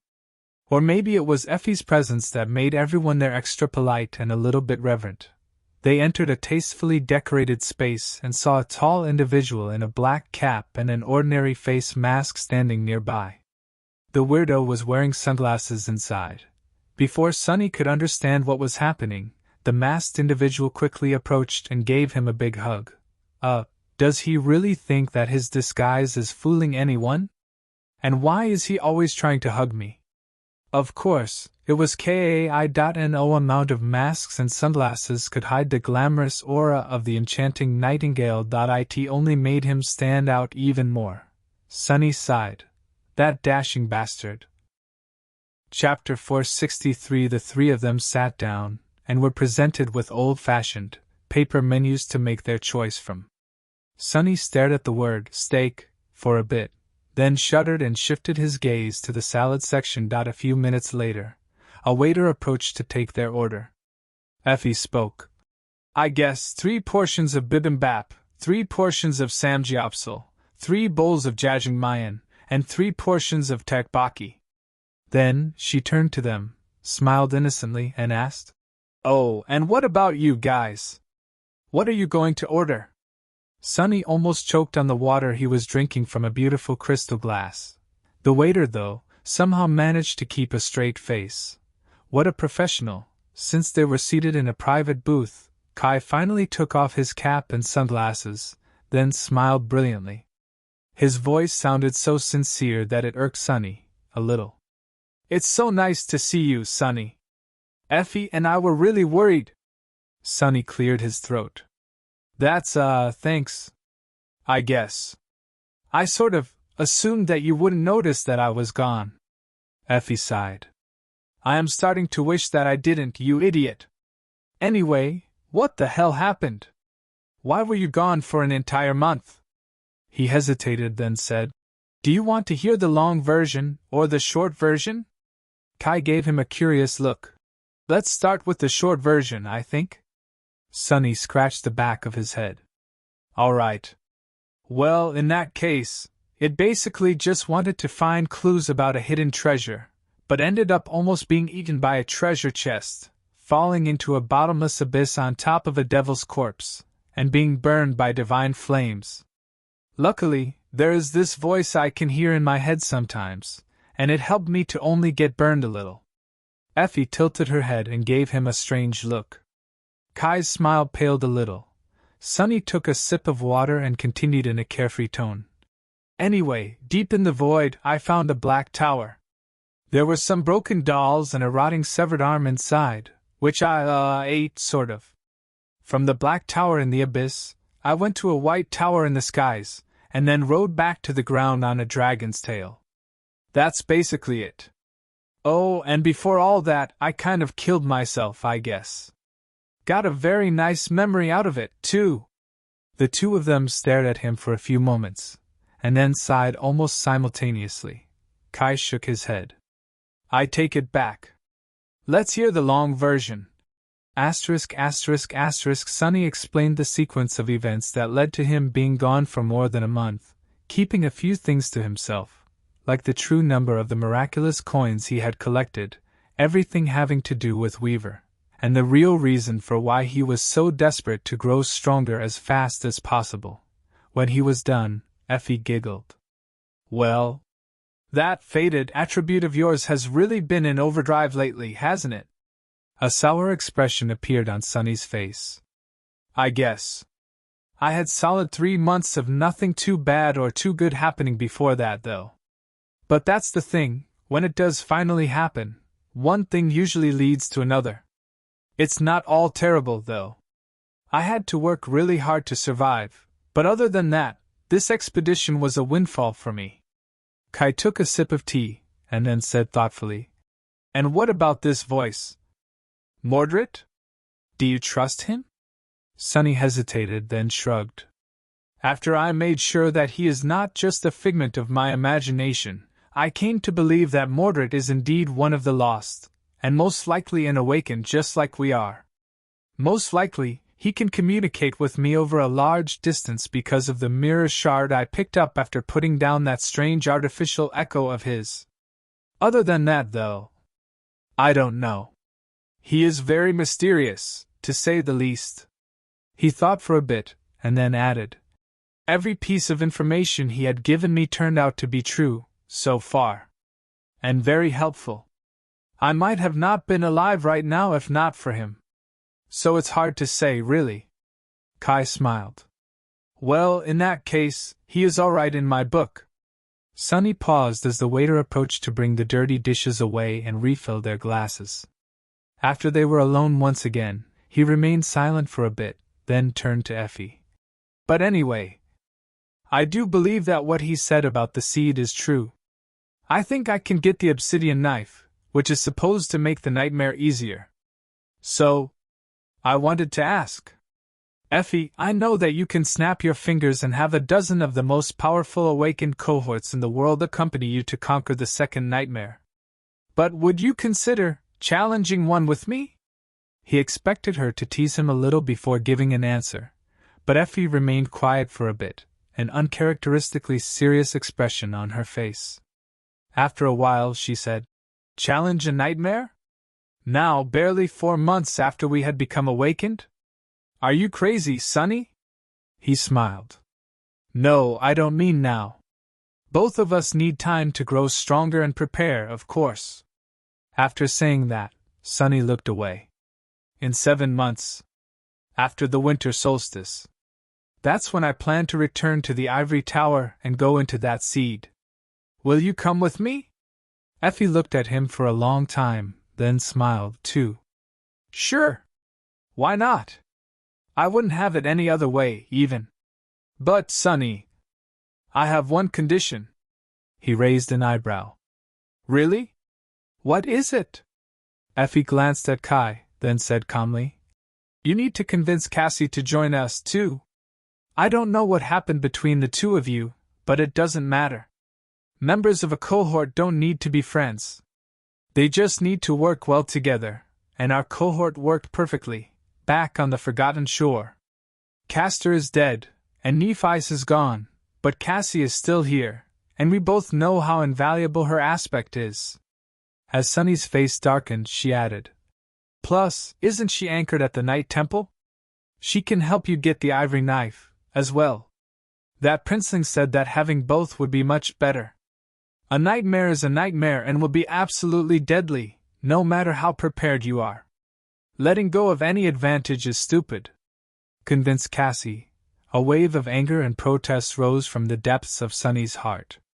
Even though he had time to recover from what had happened in the Crimson Spire and understood the reason why Cassie had done what she had, he was still full of resentment.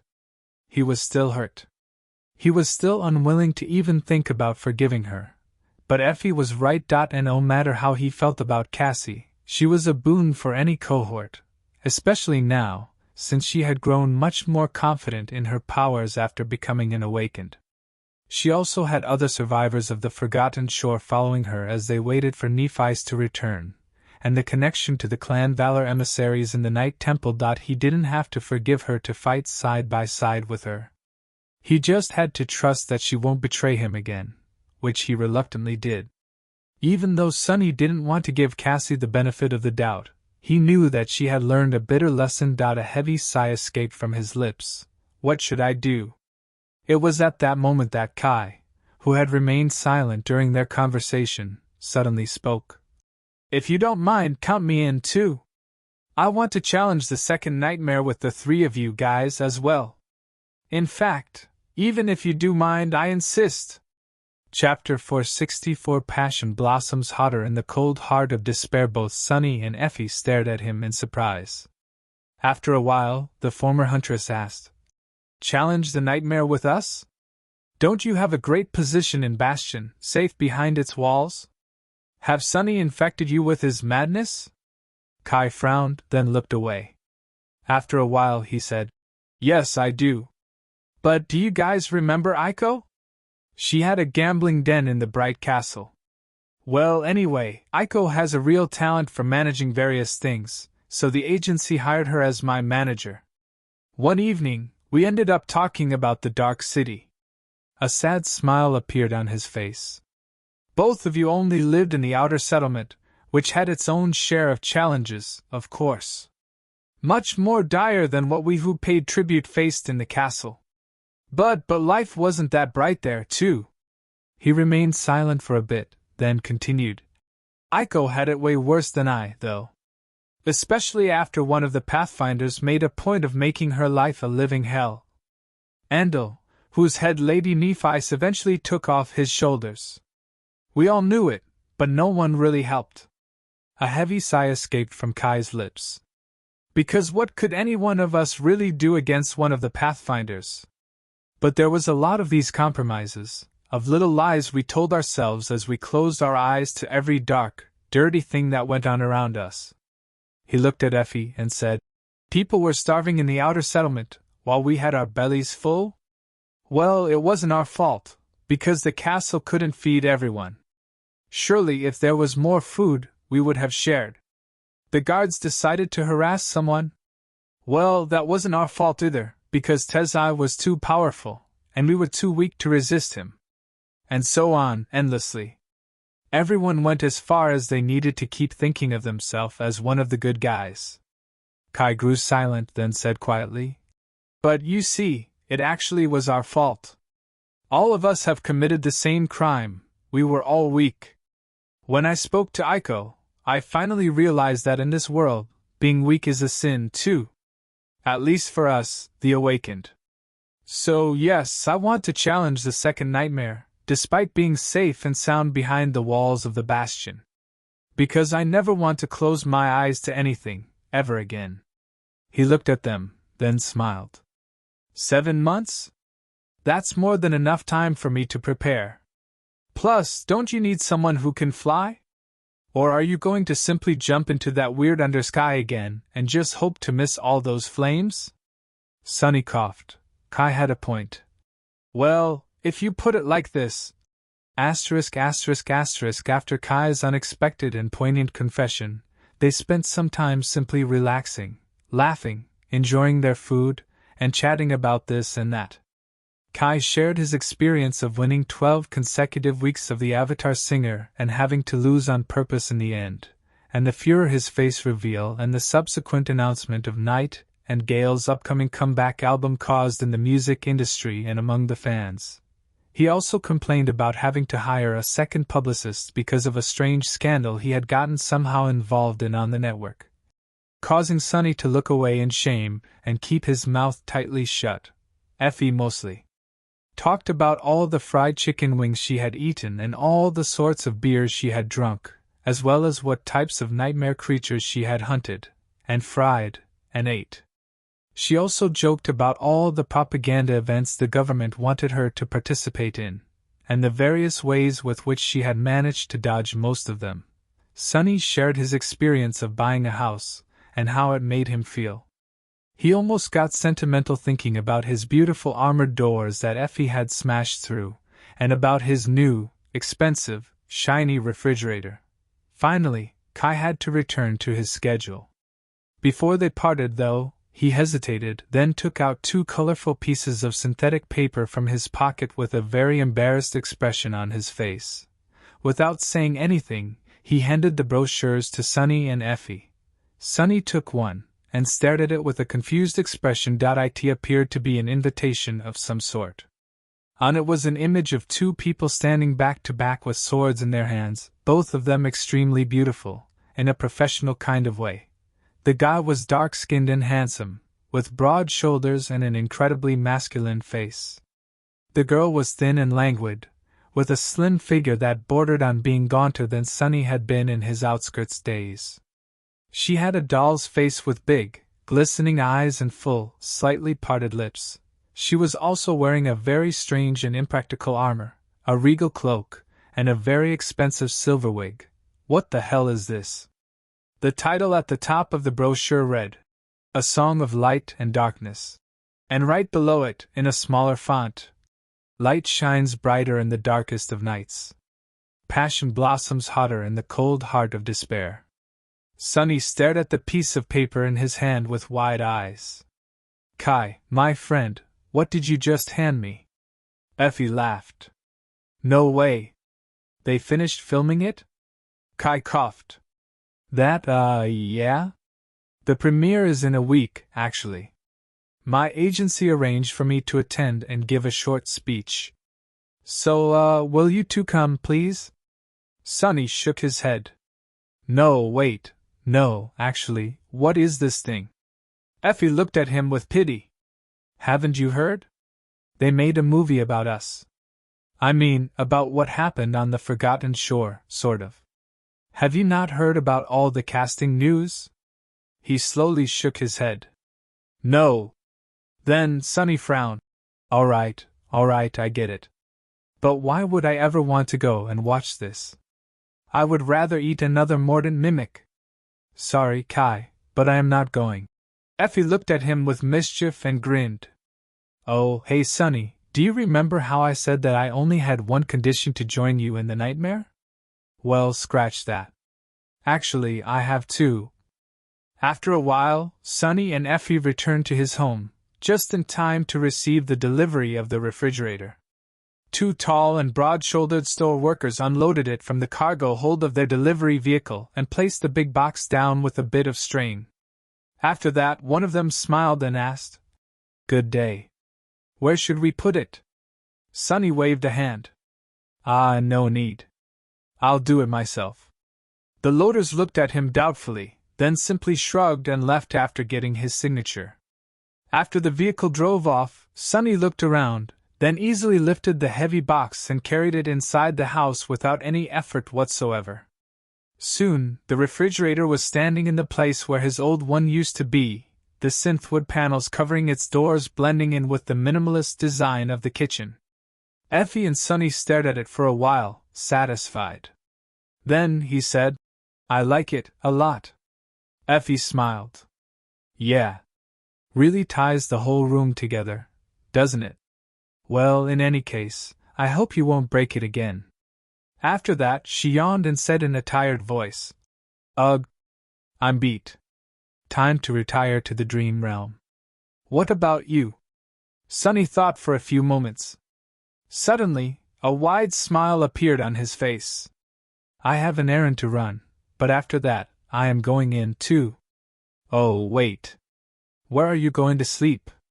Effie shrugged. Your guest room, where else? He blinked. Don't you need a sleeping pod? The former huntress giggled. I have one. In your guest room. What? Why are you staring at me like that? Was I supposed to shuffle between the academy and your comatose body every day? Sonny lingered for a bit, then sighed. Makes sense. I guess I should have put one there to begin with. What are the chances of me having mundane humans as guests? Then, he waved Effie goodbye and headed for the door as she turned her wheelchair around and rolled toward the guest bedroom. He was very excited about what he was going to do. Some time later, Sonny was in a beautifully lit store, pushing a shopping cart forward and slowly filling it to the brim with all kinds of food, as well as some other things. He was quietly whistling a cheerful tune, imagining all this stuff going into his new fridge. The contents of the cart would have cost more than he could ever dream to make, back when he had been living in the outskirts. But now, he could not only afford it, but even do so without having to count his money or feel apprehensive about the cost. He could just buy as much he wanted, of any quality that he wanted, and bring it back home, his own home. Life had changed so much. After a while, he felt as though he got enough. Now that he had the covetous coffer, he could not only bring soul shards out of the dream realm, but also bring stuff from the real world to the Chained Isles. That meant so much, an unlimited amount of spices, all kinds of snacks to make the long days of exploring less dreadful, various little things to make himself more comfortable. Hell, if he wanted to, he could even bring a tent and sleep in it like a king. Incredible. Oh, this is simply incredible. Of course, not all of these things could be bought in a general store. But he could visit other places or simply order stuff on the network. As he was heading for the registers, a familiar voice suddenly pulled him out of his thoughts. "Mom! Can we get ice cream?" Sonny froze for a moment, then slowly turned his head and looked to his left, down a long aisle he was passing. There, a pale girl of around 14 years was standing near a tall, graceful woman in her 40s. An 8-year-old boy with blonde hair and a bright smile was pushing a tub of ice cream into her hands. Sonny watched Rain and her family for a few moments, then turned away and continued on his way, leaving them behind. A quiet sigh escaped from his lips. At least she's doing fine. Well, of course she is.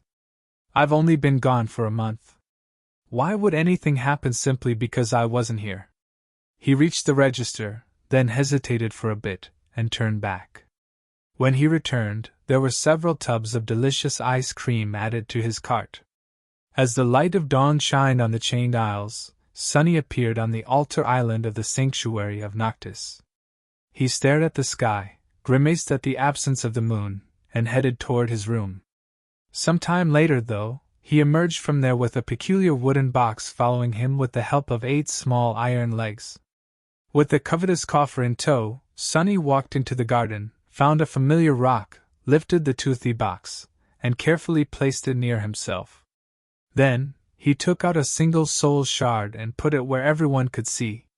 Soon, one of the awakened noticed him and approached. "Ah, Sonny! You're back? Looking to sell some shards again?" Sonny smiled. "Oh, yes, sure. But hey! That's not all. Brilliant Emporium has some new merchandise." The awakened looked at him with doubt, then asked, "Really? Like what?" Sonny's grin grew wider. "How lucky that you happened to ask. Let's see." He put his hand inside the coffer, which then somehow disappeared into the comparatively small box up to the shoulder. Then Sonny began taking out various items, speaking as he did so. "What do I have in store? Take a look for yourself. Toothpaste. Soft, clean underwear. Salt, pepper, and all kinds of spices. Personal hygiene products. Are you a woman? No? Have a female friend then? What, really? Well, with the stuff I have here, that can be fixed. Oh, what is this? Would you look at that?" As more and more people gathered and stared at the absolutely mundane, but precious items that almost none of them had access to in the dream realm with something resembling lust in their eyes, Sonny's own gleamed with greed.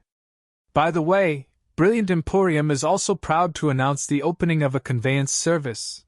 Want our dedicated staff to bring something specific from the real world? No problem. Want to send something to the real world instead? That's not a problem either. For just a small commission. I am going to get rich. So rich. Yes, soul shards were a rare commodity in the real world. But a good pair of underpants in the dream realm was, perhaps, even more valuable.